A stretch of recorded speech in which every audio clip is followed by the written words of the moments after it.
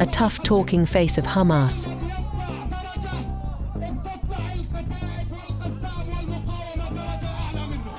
Yet seen as a more moderate leader of the Palestinian military movement, a man with a target on his back. כל מחבלי החמאס, מהראשון עד האחרון, הם בני מוות. יש להם רק שתי אפשרויות, להיכנע או למות.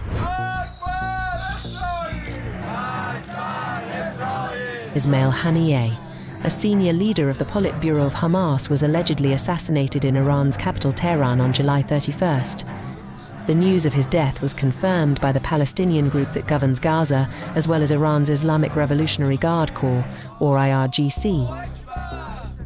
In its statement, Hamas said, "The Islamic resistance movement Hamas mourns to our great Palestinian people, to the Arab and Islamic nation, and to all the free people of the world." Brother, leader, martyr, Mujahid Ismail Haniyeh, the head of the movement, who was killed in a treacherous Zionist raid on his residence in Tehran. Iranian media reports say that the Hamas leader was killed by an airborne guided projectile that hit Haniyeh's residence around 2 a.m. local time. While both Hamas and IRGC blamed Israel for Haniyeh's killing, Tel Aviv has maintained a stony silence. It has neither accepted nor denied responsibility for the death.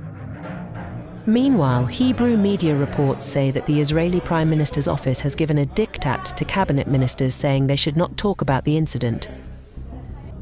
However, far-right Heritage Minister of Israel Amichai Eliyahu celebrated the Hamas leader's death on social media platform X with a post that read, "This is the right way to clean the world from this filth. No more imaginary peace or surrender agreements. No more mercy for these mortals. The iron hand that will strike them is the one that will bring peace and a little comfort and strengthen our ability to live in peace with those who desire peace." Earlier this year, in the month of April, an Israeli attack in northern Gaza killed 3 sons and a number of grandchildren of Haniyeh on the Muslim holiday of Eid al-Fitr. In an interview with Al Jazeera Arabic, Haniyeh said, "Through the blood of the martyrs and the pain of the injured, we create hope, we create future, we create independence and freedom for our people and our nation." Around 60 members of his family, including nieces and nephews, have been killed since the start of the war in Gaza, Haniyeh said in the interview.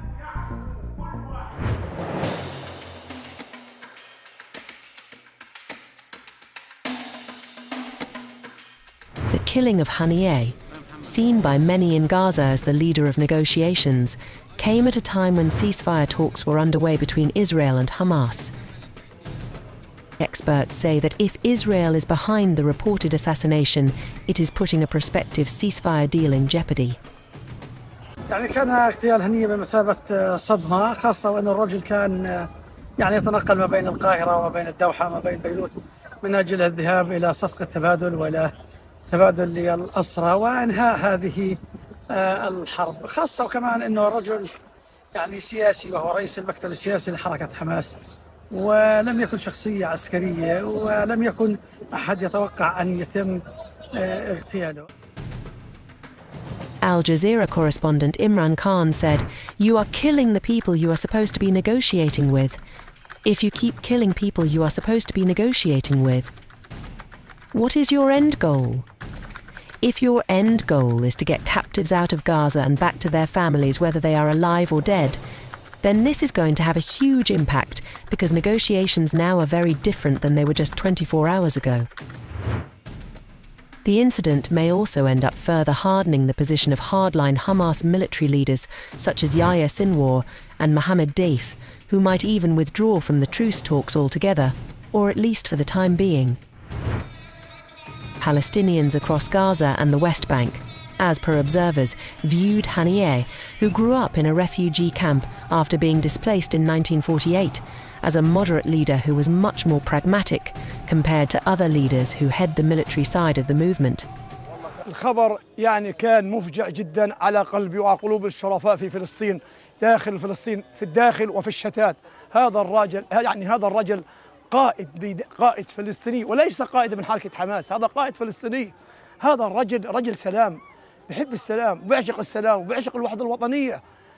إسرائيل قتلت رجل السلام، يعني هذا الرجل ممكن هذا وقع صفقة الأسرى الإسرائيليين، كان هو بده يوقعها. ليش قتلوه؟ هم قتلوا السلام، ما قتلوش اسماعيل هنية، قتلوا السلام بأكمل مشروع بحاله، قتلوه إسرائيل. ليش قتلوه؟ A day before Haniyeh's reported assassination, both Israel and Hamas traded blame over the lack of progress in reaching a ceasefire and hostage release deal in the Gaza Strip, despite international mediation. Hamas accused Israeli Prime Minister Benjamin Netanyahu of adding new conditions and demands to the truce proposal and delaying the negotiation process. A July 29 statement by Hamas said, "It is clear from what the mediators conveyed that Netanyahu has returned to his strategy of procrastination, evasion, and avoiding reaching an agreement by setting new conditions and demands."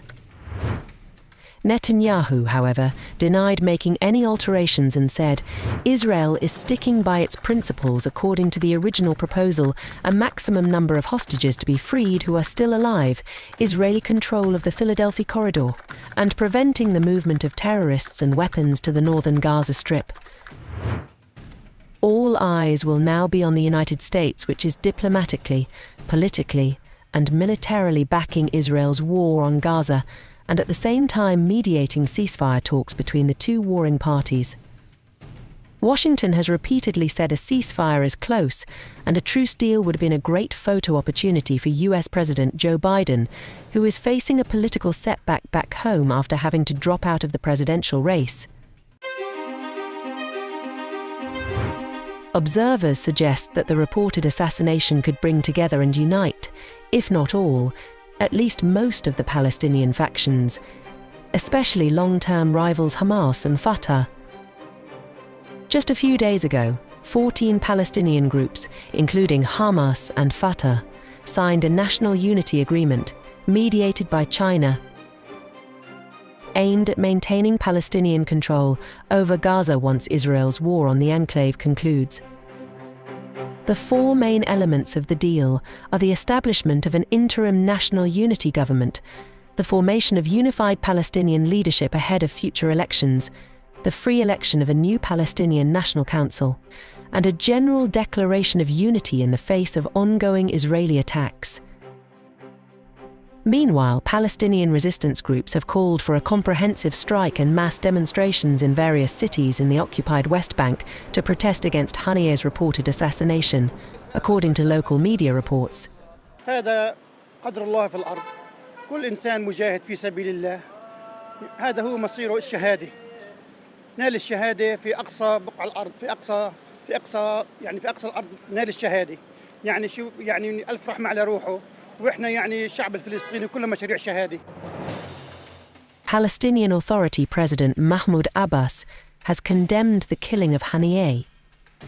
In a statement, his office said, President Mahmoud Abbas of the State of Palestine strongly condemned the assassination of Hamas leader Ismail Haniyeh, deeming it a cowardly act and a serious escalation. He urged our people and their forces to unite, remain patient, and stand firm against the Israeli occupation. The Palestinian resolve to keep Israel out of the besieged and war-torn territory of Gaza and the occupied West Bank could only get stronger now, say experts.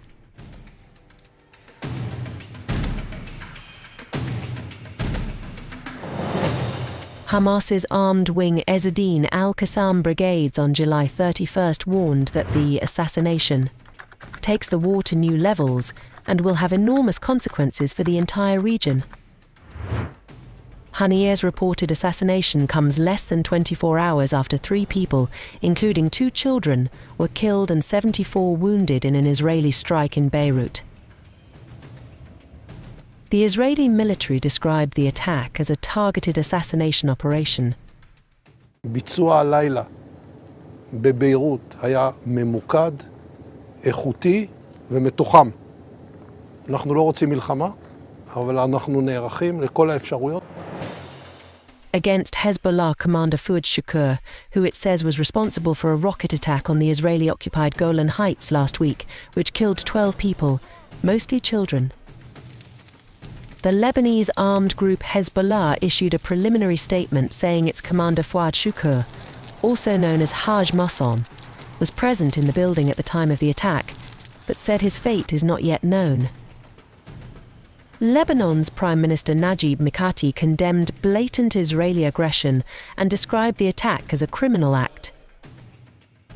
On Haniyeh's killing, Hezbollah said the reported assassination will only strengthen the resistance front's resolve. واليوم إضافة إلى هذه الخسارة الكبرى التي خسرناها بالشهداء والجرحى في هذه المنطقة، هناك اعتداء آخر الآن على الضفة الأخرى من مساحة الصراع العربي الإسرائيلي، حيث استهدف القائد هنية في طهران أيضا. وهذا إن أكد على شيء، يؤكد على مسألتين. المسألة الأولى أن هذا العدو يطلب الحرب ونحن لها إن شاء الله، ويؤكد على مسألة ثانية أننا سنبقى دولة وشعبا ومقاومة ومحور صراع مع العدو الإسرائيلي، قائمين بواجباتنا كاملة في التصدي له وفي منعه من تحقيق أهدافه من خلال هذا العدوان. The two attacks, one in Iran, which Israel is yet to take responsibility for, and the other in Lebanon carried out by Tel Aviv, have raised fears of a wider regional war as a retaliation can't be ruled out from the two nations. Haniyeh was in Tehran to attend the inauguration ceremony of Iran's newly elected President Masoud Pezeshkian on July 30th. And a guest being reportedly assassinated on Iranian soil by an allegedly foreign country could be seen as an embarrassment by Tehran's security apparatus and a violation of its sovereignty. To redeem itself, Tehran may be prompted to act, leading to a direct war between Israel and Iran.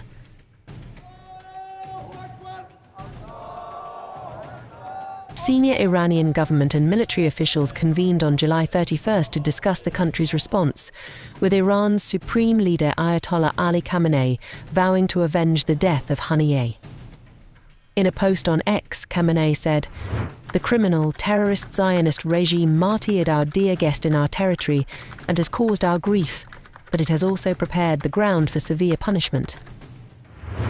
Meanwhile, Tehran's foreign ministry spokesperson warned Haniyeh's blood will never be wasted. Expressing concern over a wider regional war being triggered by Haniyeh's reported assassination, Turkey explicitly blamed Israel for the attack and condemned the killing of the Hamas leader. Turkish Foreign Ministry issued a statement saying, "We express our condolences to the Palestinian people, hundreds of thousands of whom, like Haniyeh, have been martyred in order to live peacefully in their homeland under the roof of their own state. The Netanyahu government's lack of intention to achieve peace has been demonstrated once again." The attack is also aimed at spreading the war in Gaza to a regional level. If the international community does not take action to stop Israel, our region will face an even greater conflict. Responding to questions from reporters about the potential for regional escalation following the reported assassination of Haniyeh, as well as Israel's claim it killed a Hezbollah commander in Beirut, U.S. Defense Secretary Lloyd Austin said, "I don't think war is inevitable. I maintain that. I think there's always room and opportunities for diplomacy, and I'd like to see parties pursue those opportunities. And certainly what we've seen along the border, the northern border with Israel, over time, that's been a concern of ours. Again, we're going to do everything we can to make sure that we keep things from turning into a broader conflict throughout the region." As observers and commentators speculate on the repercussions of Haniyeh's killing, the reverberations of the top Hamas leader's killing are already being felt across the Middle East and beyond.